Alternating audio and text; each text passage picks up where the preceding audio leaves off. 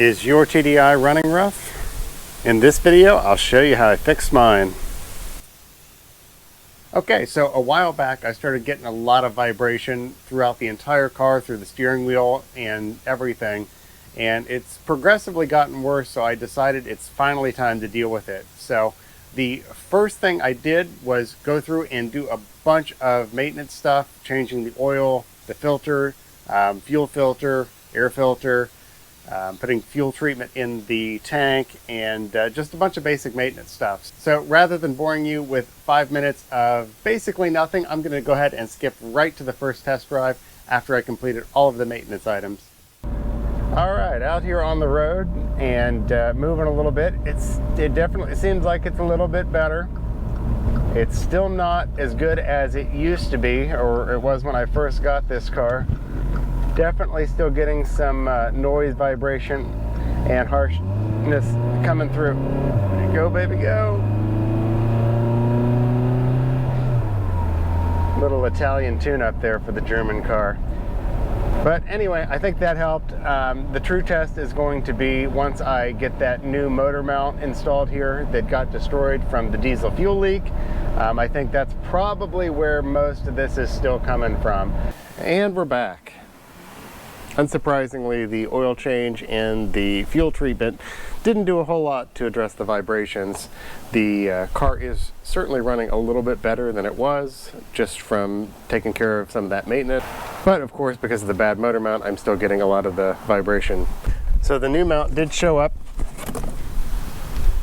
This is the one that we need to replace here on the side. It goes down in there about like that.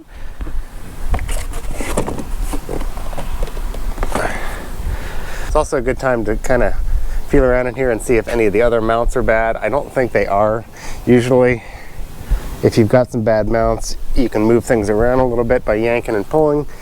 Of course, be careful on what you're pulling on, but these don't seem too bad. So I think it's just the mount down in here. So to get that mount out of there, I've got to get some of this stuff out of the way again, including the washer, fluid reservoir, filler neck, and the new electric fuel pump that I just put in there. I think I have to unbolt that and kind of slide that over too to get down to the bolts in there, but hopefully it won't be too bad.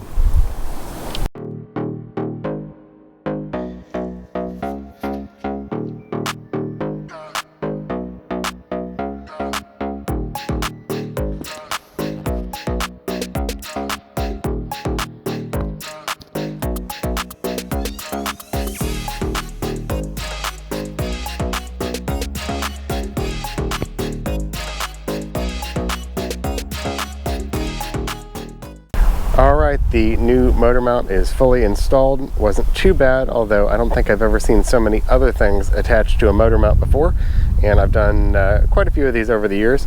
I also had to take the belly pan off there because I didn't think about the fact that loosening up the motor mount was going to drop the engine down, so of course I had to jack up the engine a little bit to get the old mount out and the new mount in there. But again, otherwise not too bad. So before I put the belly pan back on there and totally button this up, let's start it up and see how it runs.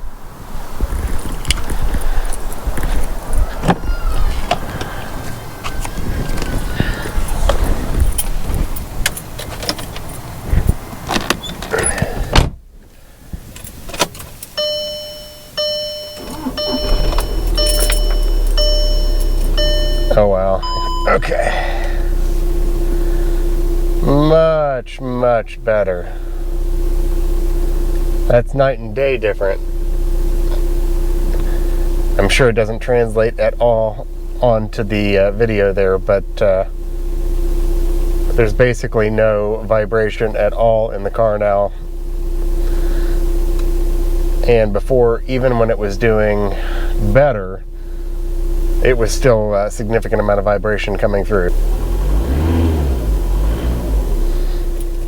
Alright, well there you have it. If you're having this problem, make sure you check your motor mount because that's probably where it's coming from.